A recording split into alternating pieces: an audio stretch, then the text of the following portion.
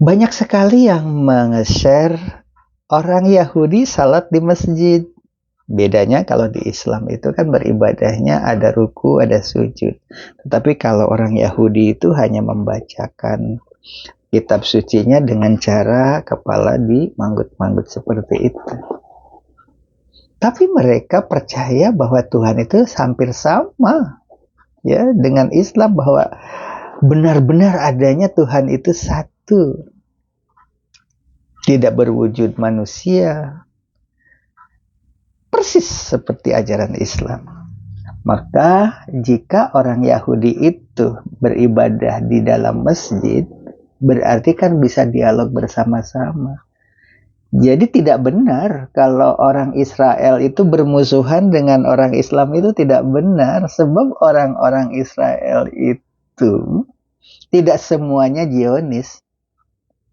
Jadi orang-orang Israel yang bersatu dengan umat Islam itu yang memegang kitab sucinya, orang Islamnya juga yang memegang Al-Quran, itu bersatu. Banyak kan video-video orang-orang Israel yang pro Palestina. Mereka membela kemerdekaan Palestina, padahal itu adalah orang Israel. Mari kita sekarang untuk penyelesaian bagi orang-orang yang jauh dari negara Palestina, untuk menyebarkan berita-berita yang menyejukkan. Jangan sampai seperti ini terjadi lagi. Luar biasa kan yang namanya genosida itu. Fosfor diledakkan, kemudian terjadilah pembusukan sampai anak-anak saja menjadi debu. Sebagian badannya benar-benar hancur seperti debu, hanyut seperti kapas begitu, rontok bagian perut-perutnya begitu, bagian mukanya aja udah nggak keruan ya, seperti kapas, seperti apa ya, serbuk, seperti serbuk. Salah satu contoh kekejamannya Zionis, bukan Israel. Sebab mereka juga ajarannya sama dengan Islam, tidak boleh membunuh. Nah, bagaimana sikap kita saat ini? Bersatulah dengan orang-orang Yahudi yang bukan Zionis. Duduk bersama. Jangan ada garis batas. Ini Palestina, ini adalah orang Yahudi, tetapi kita bersatu. Orang Yahudi yang menganut ajaran sesuai dengan kitab suci mereka, dan orang Islam yang menganut ajaran Al-Quran, duduk bersama-sama membuat persatuan seperti Zionis juga. Insya Allah aman-aman saja. Yang mengakibatkan sekarang peperangan seperti ini itu karena ada golongan Zionis yang ingin membentuk negara dan menguasai Palestina secara keseluruhan. Sementara orang Palestina itu benar-benar merasa dijajah karena lahan mereka itu dulu kan pernah ada pembantaian dan pengusiran, kebun mereka dihancurkan, rumah-rumah mereka dihancurkan, orangnya diusir, akhirnya menjadi pengungsi di luar Palestina. Ada juga yang di pinggiran-pinggiran Palestina, dan itu terus-menerus dilakukan hingga akhirnya sekarang orang Palestina semakin terpinggirkan, kecuali di Gaza. Dan Gaza pun sekarang sedang dibombardir, konon katanya akan membuat sebuah lautan yang nembus melewati daerah Gaza itu, sehingga perekonomian mereka lewat laut, yaitu laut buatan yang diwacanakan lewat jalur Gaza itu yang sekarang dibombardir. Apakah benar atau tidak? Nah, hal seperti ini barangkali yang perlu kita hindari lewat cara persatuan antara orang Israel atau orang yang Yahudi yang bukan Zionis. Jadi bersatunya orang Yahudi yang bukan Zionis itu nanti insya Allah akan bisa menjembatani Demikian barangkali sebagai saran, karena ajaran Yahudi dengan ajaran Islam itu sama. Mereka sudah terbiasa berdatangan ke masjid, salat berada di satu saf yang sama, tapi di luar ketika mereka itu bersatu dengan Zionis bisa seperti itu. Makanya mari kita bersama-sama cari persamaannya. Dipakai di kepala, kalau di tangan itu dekat dengan hati kita, firman Tuhan. Kalau pakai di kepala, pikiran kita dikuasai keinginan Tuhan. Dan di tiang ini rumah kita dilindungi dalamnya ayat. Itulah mengapa orang Yahudi lebih nyaman beribadah di dalam masjid dibanding di gereja, karena sama-sama menyembah Allah. Hanya saja Yahudi keras kepala, tidak mau menerima ketetapan Allah. Tugas kita saat ini. Saran admin adalah berupaya mempersatukan yang berserak. Jadi satu ikatan tanpa harus memaksakan keyakinannya. Sekali lagi, bagaimana tugas kita saat ini? Saran admin adalah berupaya mempersatukan yang berserak. Jadi satu ikatan tanpa harus memaksakan keyakinan agama, beribadah satu tempat seperti di video ini, terus kita share dan kita kaji bersama. Bandingkan dengan suasana perang yang ada di video berikut. Bismillahirrahmanirrahim. Innama amruhu idza arada syai'an ayyaqula lahu kun fayakun. Ini berada di surat Yasin ayat 82. Sesungguhnya urusannya apabila dia menghendaki sesuatu, dia hanya berkata kepadanya, jadilah. Maka jadilah sesuatu itu. Jadi kalimat kun fayakun, kun itu jadilah. Fayakun, maka terjadilah ia. Ini di surat Yasin.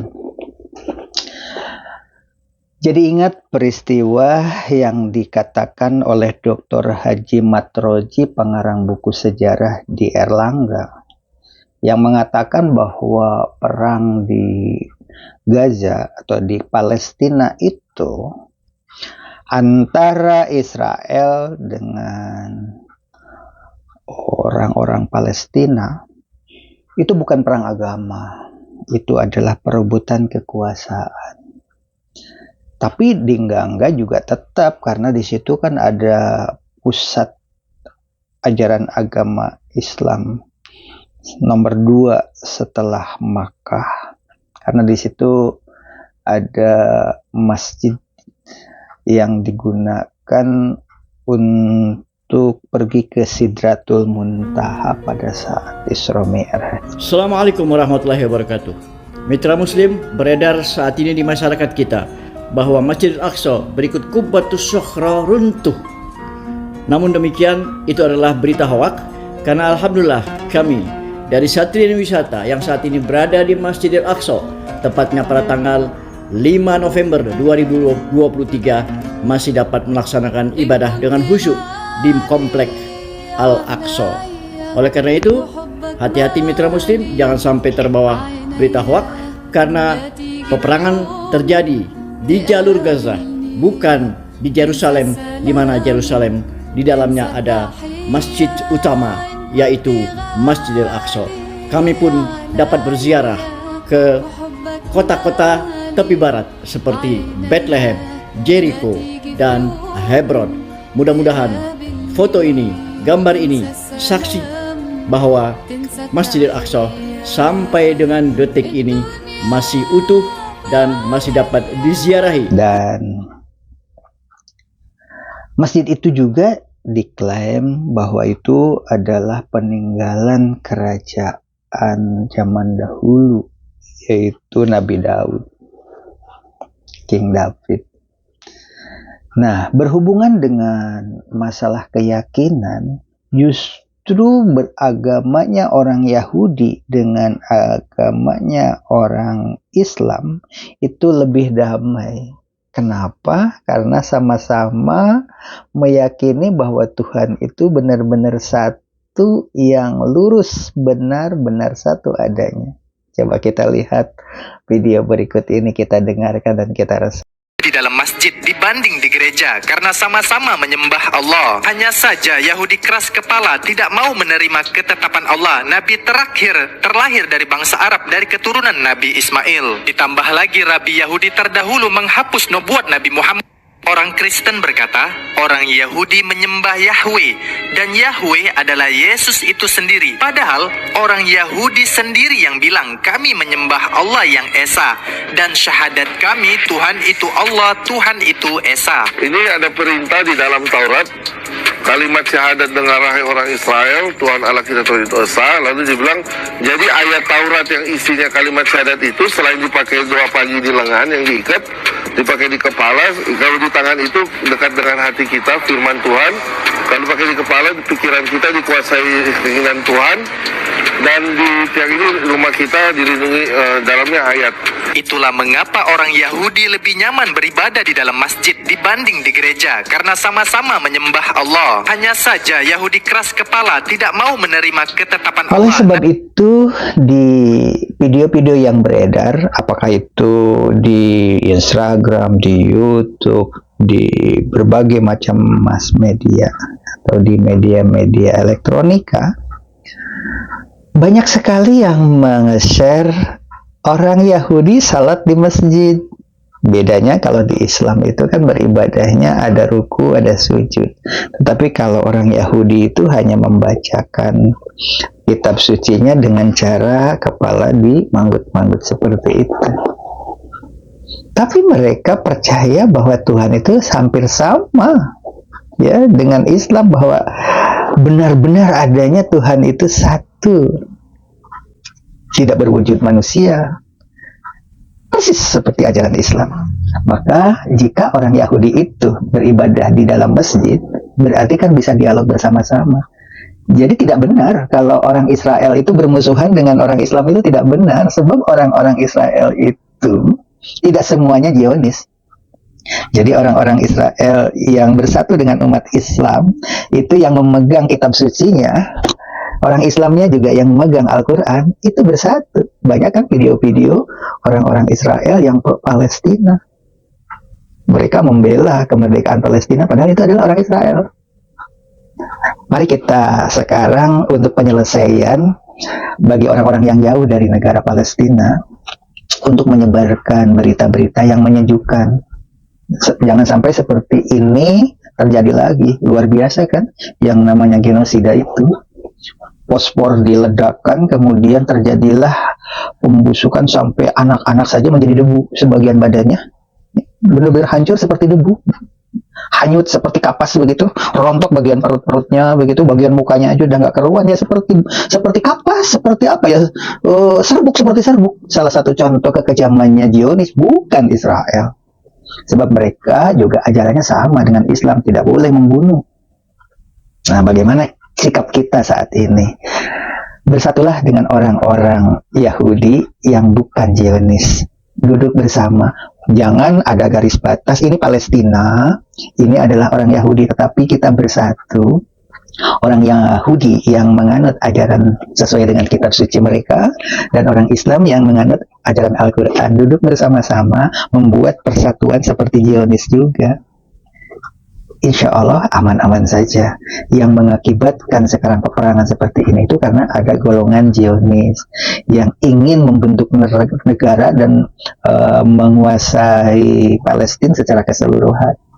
Sementara orang Palestina itu benar-benar merasa dijajah karena lahan mereka itu dulu kan pernah ada pembantaian dan pengusiran, kebun mereka dihancurkan, rumah-rumah mereka dihancurkan, orangnya diusir, akhirnya menjadi pengungsi di luar Palestina. Ada juga yang di pinggiran-pinggiran Palestina, dan itu terus-menerus dilakukan hingga akhirnya sekarang orang Palestina semakin terpinggirkan, kecuali di Gaza. Dan Gaza pun sekarang sedang dibombardir, konon katanya akan membuat sebuah lautan yang nembus melewati daerah Gaza itu, sehingga perekonomian mereka lewat laut, yaitu laut buatan yang diwacanakan lewat jalur Gaza itu yang sekarang dibombardir. Apakah benar atau tidak?